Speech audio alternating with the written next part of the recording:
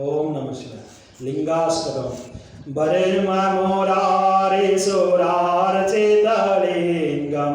निर्मलभाषितशोभितलिङ्गं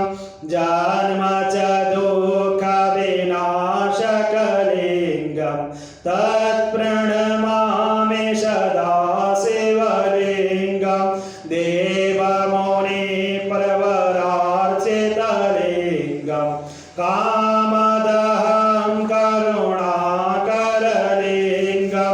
रावणदर्पविनाशकलिङ्गं तत्प्रणमामि सदा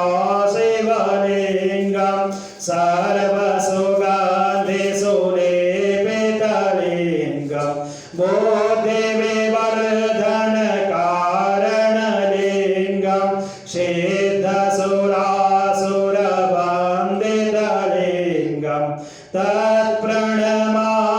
सदा शिवलिङ्गं कनकमहामणिभूषितलिङ्गं फणिपतिवेष्टितशोभितलिङ्गं दास्यसूयाज्ञविनाशनलिङ्गं तत्प्रणमामि सदा शिवलिङ्गं कुङ्कुमचन्दनलेपितलिङ्गं पङ्कजहारसुशोभितलिङ्गं शाञ्चितपापविनाशनलिङ्गं तत्प्रणमामि सदा शिवलिङ्गं देवगणार्चितसेवितलिङ्गं भावैर्भक्तिभिरेव च लिङ्गं दीनकरकोटिप्रभाकरलिङ्गं तत्प्रणमामि सदा शिवलिङ्गम्